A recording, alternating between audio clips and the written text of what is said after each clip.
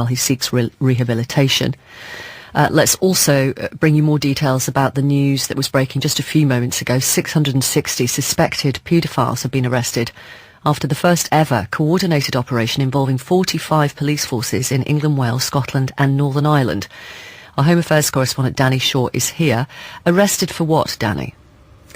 Arrested for a variety of offences connected to sexual abuse of children and viewing indecent images online.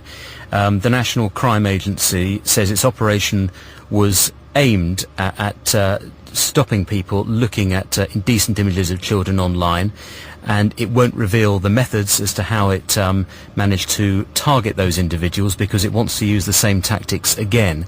But significantly, 431 children across the UK have been safeguarded and protected as a result of this operation, which is known as Operation Notarise. And the scale of it is absolutely vast, Victoria. I mean, not just 660 people having been arrested, but 833 premises across the UK searched, over 9,000 computer devices, mobile phones and so on. Those sorts of items have been seized. So an extraordinarily large operation, and many of the suspects were unknown to law enforcement before. Although 39 were registered sex offenders, the majority of them were not known to the police or other law enforcement agencies. And there are a few sort of anonymised case studies that I can give you to give a sense of what this operation was all about. There's one case involving two men who were arrested. Numerous computers and mobile phones were seized. One of them is a doctor. He has been charged. And over 1 million indecent images of children have already been discovered. There's also evidence, according to the National Crime Agency, that the suspect communicated and met with boys. One other case study that they've disclosed, a suspect admitted in interview that he'd been viewing indecent images of children for 30 years, since the age of 16, and had travelled to Vietnam, Cambodia and Thailand for sexual purposes. And has he been charged? Inquiries, I think, in that particular case are still going on. In the majority of cases, there haven't been charging decisions because investigations are still taking place. And you can imagine that with such a vast amount of data having been seized, now needs to be analysed. That will take some time. So what other, I mean, you mentioned a doctor. What sorts of people have been arrested? Well, according to the NCA, teachers, scout leaders, care workers, former police officers. In one case, police arrested someone at an address where a suspect was discovered with access to 17 grandchildren, two of whom had previously disclosed abuse by their grandfather. That suspect was remanded into custody. But there's another case with someone with no previous convictions or allegations of offending who was a foster carer. And at the time of his arrest, he was caring for a vulnerable child who's now being protected. 4 computers and 1 phone has been seized for forensic examination.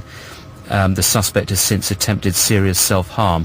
I have to say, with having talked to police with experience of these investigations, that is a big risk that they run when suspects are arrested for these sorts of offences. There is a risk that they will self-harm or kill themselves. So there has to be a plan to try and mitigate that as well.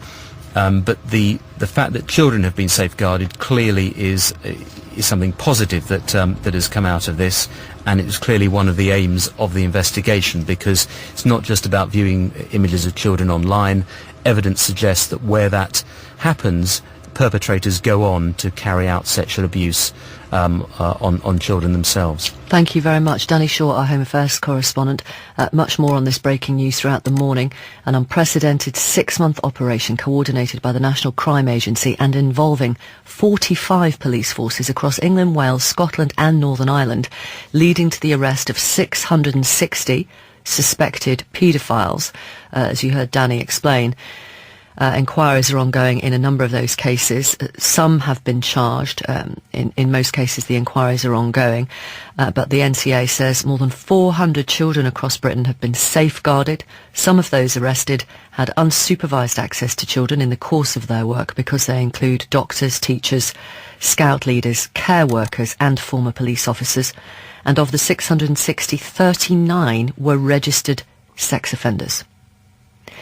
It's 5 Live, it's 13 minutes past 10. It's 10:37, it is 5 Live. Doctors, teachers, scout leaders, care workers and former police officers are among 660 suspected paedophiles arrested after the first ever coordinated operation involving 45 police forces in England, Wales, Scotland and Northern Ireland. Of the 660, 39 were registered sex offenders, but the majority of those arrested were not previously known to the police. The NCA, the National Crime Agency, say more than 400 children across the UK have been safeguarded as a result of these arrests. That means, in practical terms, their family has been referred to social services. Our Home Affairs correspondent Danny Shaw has outlined the details behind some of the arrests. There's one case involving 2 men who were arrested. Numerous computers and mobile phones were seized. One of them is a doctor. He has been charged. And over 1 million indecent images of children have already been discovered.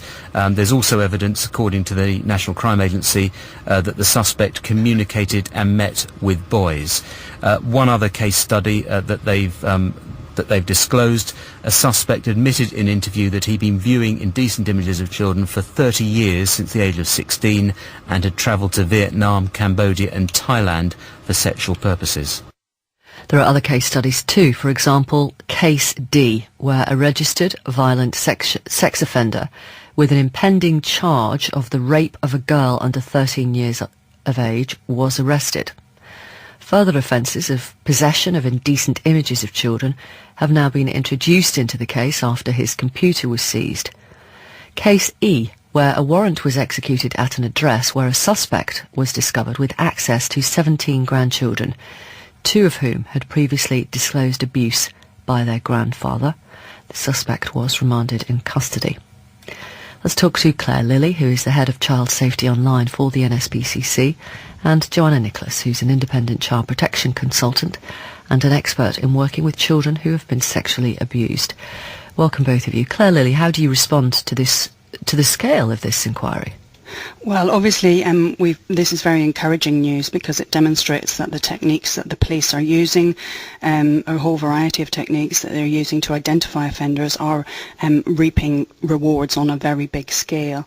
Although, whilst it's encouraging, it is also, of course, shocking that this is happening on such a wide scale and does demonstrate the scale of the problem of online offending against children. We don't know it's happening on such a wide scale. Most of these 660 at the moment are arrests. Some have been charged, but not the majority at the moment. We'll see. I mean, I guess the police must have good reason to make arrests if, they're probably in the process of identifying the evidence, I would say, at the minute. So when you seize a computer from a potential offender, it takes a while to process that through forensic examination and so on. But I think what's really important is that these children, over 400 children, have been safeguarded, which is obviously a very good result today. What does that mean? It means they're referred to social services. What will happen then to some of those children? Yeah, so what it means, for example, the NSPCC has a team of child protection social workers who are embedded in CEOP, and in many of these cases when the arrests will have been made, my understanding from this operation is that the police have prioritised the arrests of those who pose a greatest risk to children, so those who have access to children. So when the police will have gone in to make the arrests, our NSPCC social workers will have gone in with them where there were children present and assessed the risk to that child. I tried to identify it if that child had already been sexually abused by the alleged perpetrator, and then take them through a series, of referrals to the appropriate services so that they can get the therapeutic support and help that they need to recover. And if there are children who, they'll try and identify all the children, not just living with that offender, but in who the offender may have come into contact with. Mm.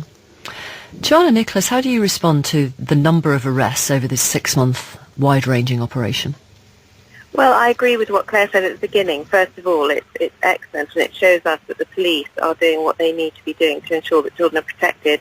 But also, as Claire said, it shows the scale of what we're looking at here.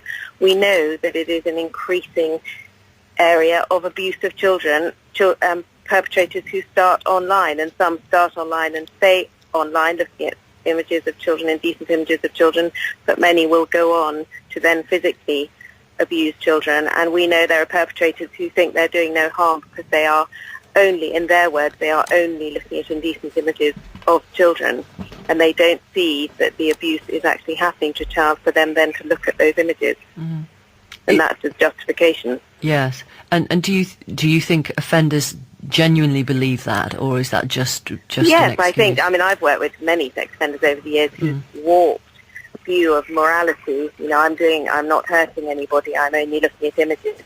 And they really, you know, as humans, we justify what we do, and that seems to sometimes be the justification. And just to be clear about another thing, Victoria, when you say they've been referred to social services because they've been safeguarded, not necessarily. The police work very closely with social services anyway, and in some cases it will be as much as social care and the police letting the parents know what has been happening, and there are many parents who protect their own children once they've been given the information they need to ensure that they do that correctly. Of course, there are some families where that doesn't happen, where we have to then, as the state, step in and make sure those children are protected. But in many cases, it's enough to let parents know and work very closely with the parents, the police and social services, to make sure they can protect their own children. Claire Lilly, you say this shows the scale of the problem, the scale of the issue. Actually, even with 600 arrests of alleged paedophiles, for every 600 there are thousands more, aren't there? Well, I think what's important to remember is that these are the most risky that the police have been able to identify. Yes, there are other perpetrators out there, but what this operation does is sends a really strong message to any offender or anyone who's thinking about offending that you are not anonymous online. You will be found, and whatever you do online, you may think you're very good at technology and keeping it secret and so on, but the police, are coming after you and are increasingly using cutting-edge techniques and working with industry in order to find the people who are distributing and looking at these images. So it's a really strong deterrence message, I think, to people who haven't yet crossed that line, and to try and put a barrier in place to stop them doing so. Thank you both. Can I add one thing, Victoria? Yes, of course. Yes, Joanna. I think also, just for all the parents out there who are listening to this programme, this should be a very clear reminder to all parents that we need to know what our children are doing online. And often as parents, we're not nearly as aware about how the internet works as our children are, and we really, really need to understand what our children are doing online so we can do the very best that we can do as parents to make sure our children are protected. Thank you both. Thank you very much. Joanna Nicholas, who is an independent child protection consultant and an expert in working with children who have been sexually abused, and Claire Lilly, thank you, Head of Child Safety Online for the NSPCC. 10:46. A father whose 4-year-old son was killed in an arson attack by his mother says he was let down by the police and social services. Let's get some more on our top story this morning. Doctors, teachers, scout leaders and care workers are among 660 suspected paedophiles arrested after the first ever coordinated operation involving 45 police forces in England, Wales, Scotland and Northern Ireland. Of the 660, 39 were registered sex offenders, but the majority of those arrested were not previously known to police. More than 400 children across the UK have been safeguarded as a result, say the National Crime Agency. That means their family has been referred to social services. Claire Lilly is from the NSPCC. This is very encouraging news because it demonstrates that the techniques that the police are using to identify offenders are reaping rewards on a very big scale. Although, whilst it's encouraging, it is also, of course, shocking that this is happening on such a wide scale and does demonstrate the scale of the problem of online offending against children. But I think what's really important is that these children, over 400 children, have been safeguarded, which is obviously a very good result today. The NSPCC has a team of child protection social workers who are embedded in CEOP, and in many of these cases when the arrests will have been made, my understanding from this operation is that the police have prioritised the arrests of those who pose a greatest risk to children, so those who have access to children. So when the police will have gone in to make the arrests, our NSPCC social workers will have gone in with them where there were children present and assessed the risk to that child. I tried to identify if that child had already been sexually abused by the alleged perpetrator, and then take them through a series, of referrals to the appropriate services so that they can get the therapeutic support and help that they need to recover. And they'll try and identify all the children, not just living with that offender, but in who the offender may have come into contact with. Our Home Affairs correspondent Tom Simons has been at the briefing for journalists, which has been held by the National Crime Agency this morning. Yes. Tom, hello. Hi, sorry. Yes. So go ahead. What have you been told? Well, I think this is a very big operation and is the first big operation of its sort to be announced by the National Crime Agency. And of course, we all wanted to know two things. Firstly, how were these offenders caught? And secondly, what were they doing? Those two big questions, I think, very importantly, were not answered. And the reason for that is that the NCA wants to protect the methods it's using, wants to really hide at the moment what it knows about what people are doing online. But I asked a number of questions about this, and we were told that the law enforcement agencies have the capability to see what these people are doing online now. And that was not just on the open internet, but also what's called the dark web, which is effectively accessed by using special browsers that can pass information around servers around the world, so it's more difficult to trace. So I asked the question, has there been a technical breakthrough here, or is this simply a breakthrough in sharing intelligence amongst British police forces? And the response was it was the latter. So no clear technical breakthrough, but certainly they have got a lot better since the creation of the NCA in sharing that information around. OK, and so what next in terms of this operation? Well, this is just a start. This is phase one, if you like, of Operation Notarise, which is what the NCA calls this. And I think there's going to be a push on two fronts. Firstly, more technical ability, and the National Cyber Crime Unit is leading on this, and also what's called the Economic Crime Command, so trying to track technically how people are passing information quietly around the internet, but also trying to trace the money, follow the money around as well, but also much better sharing of information with forces. So what they've done is they've stored up the intelligence they've had and put it out to police forces in, if you like, packets of information that those forces can then act on.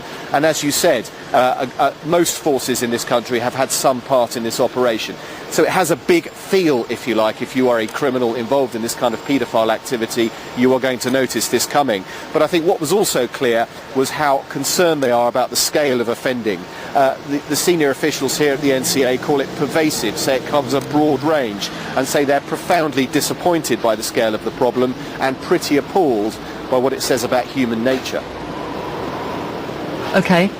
We'll come back to you, Tom. I know we're going to talk to the Deputy Director General of the National Crime Agency, Phil Gormley, in the next few minutes when he's available. Thank you for the moment. Tom Simons, who's been at that NCA briefing. Other news which has emerged this morning, a man who committed what was described as two appalling and horrific murders has been told he is not entitled to remain anonymous while he seeks rehabilitation. We can talk now to the National Crime Agency's Deputy Director General, Phil Gormley, about the main news so far this morning, that former police officers, scout leaders, care workers, teachers and doctors are among over 600 suspected paedophiles arrested after the first ever coordinated operation involving 45 police officers in England, Wales, Scotland and Northern Ireland and the National Crime Agency. Mr. Gormley, good morning to you. Good morning. What was the motivation for coordinating with so many forces and yourselves in this particular inquiry? Well, we trialled this approach when the NCA went live in October last autumn, and it was a successful trial. We have also conducted for the first time something called the National Strategic Assessment, which identifies the most serious and organised crime threats to the UK and then prioritises them in terms of how law enforcement should respond to them. And in terms of child sexual exploitation, the sharing and distribution of illegal images online has been identified as a high priority threat. So it was on that basis, supported and with the full cooperation of police colleagues, that we started this operation, planning phases in January and operational activity from April this year running through, which has resulted in, as you've described, 660 people arrested and really importantly 431 children safeguarded. So a coordinated attempt, and I think it demonstrates the value that the National Crime Agency can add to the law enforcement community, and also how the position of the Child Exploitation and Online Protection Command is enhanced by being in the NCA, whereas previously it was a standalone organisation. What are some of the offences that these people who've been arrested are accused of? Well, there is a broad range. The original parameters for the operation were to identify and target those who were downloading or distributing the images, and then enforcement activity was prioritised on the basis of those who appeared to have access to children and presented potentially the most risk to them. As a result of that, a wide range of offences have been identified by police forces, and the ranges and charges range from the possession and distribution of illegal images, which in itself is, in my view, a serious offence, through to the most serious sexual offences that are on the statute books.